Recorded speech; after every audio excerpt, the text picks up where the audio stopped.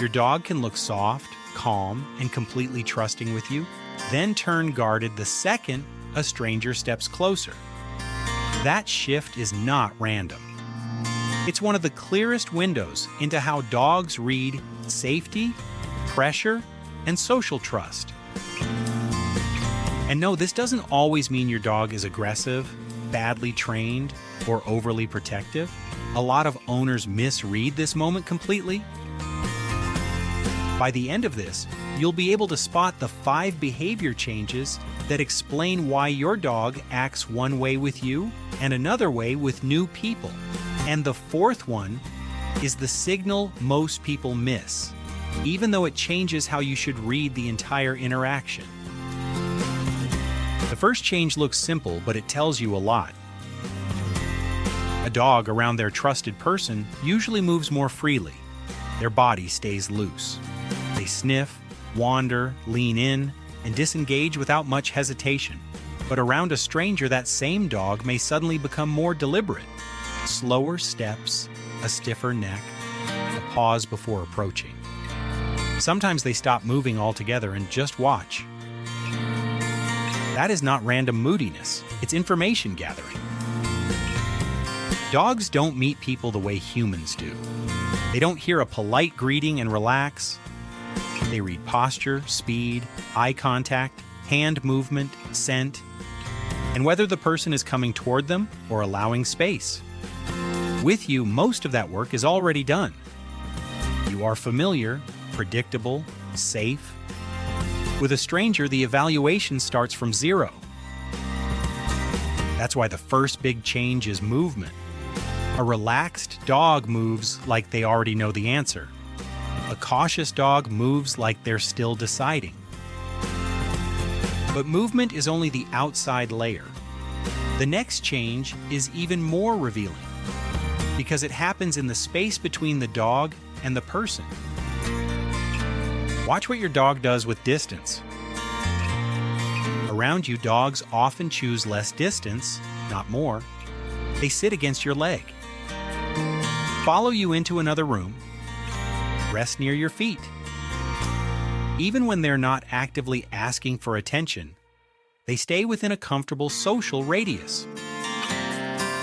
Around strangers, that radius usually changes.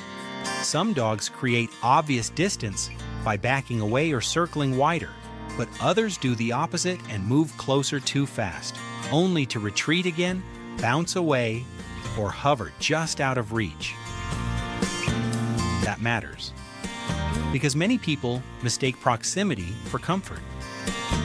It isn't always comfort. Sometimes it's conflict. The dog wants information, but not contact. They're drawn in by curiosity and held back by uncertainty. This is where people get fooled.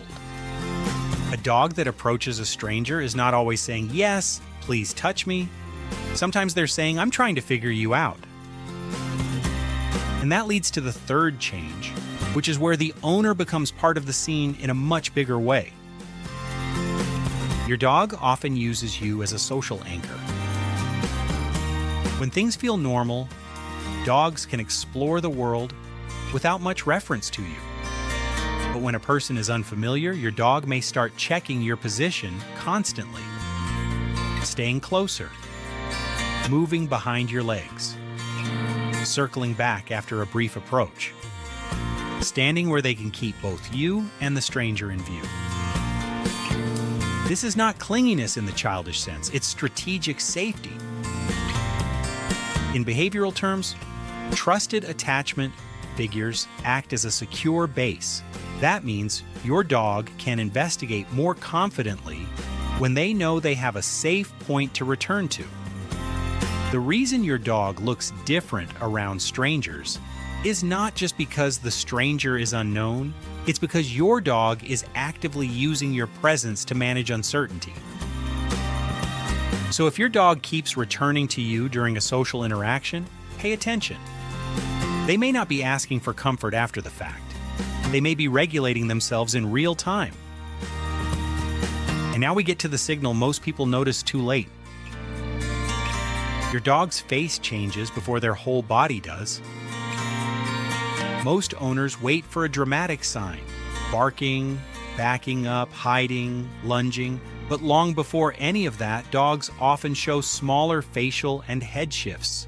The mouth closes, the ears change position, the eyes track more carefully, the head lowers slightly or turns away, the dog stops blinking as much. The expression becomes more controlled. That is often the real turning point. Because once a dog moves from loose observation into tight monitoring, the interaction has changed. They are no longer casually present, they are now managing social pressure. This is the part strangers miss when they say, "But the dog was fine a second ago." No, the dog was communicating a second ago. The human just didn't know how to read it. And here's the strongest insight of all.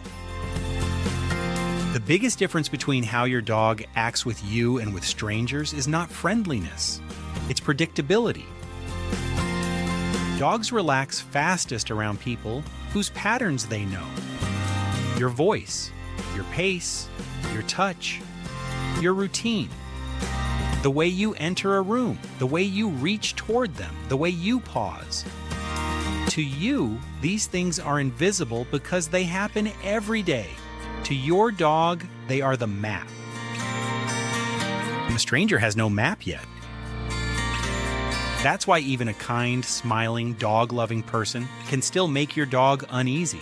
Not because your dog has judged their character, not because your dog is being difficult, but because unfamiliar behavior requires more interpretation, and interpretation takes energy. Once you understand that, a lot of dog behavior starts making sense. The dog who melts beside you on the couch but stiffens when a guest leans over them. The dog who happily plays in the park but becomes cautious when someone walks straight up and reaches for their head. The dog who seems antisocial at first, then becomes affectionate after 10 calm minutes with no pressure. That dog is not inconsistent. That dog is responding exactly as dogs are built to respond, by comparing the known with the unknown, the predictable with the unpredictable, the safe pattern with the untested one. So when your dog acts different around strangers than they do with you, don't reduce it to "my dog is weird" or "my dog just doesn't like people." Look at the real pattern. How do they move? How much distance do they want? How often do they return to you? When does their face shift from loose to watchful? And how much pressure is the other person adding without realizing it? Those answers will tell you far more than whether the dog approached or stayed back. Because underneath all of it, your dog is making one decision over and over again. Do I feel safe enough to stay soft right now? With you, that answer is often already yes. With strangers, they have to earn it. And once you learn to see that process happening, you stop guessing, stop taking it personally, and start understanding your dog for what they've been communicating all along.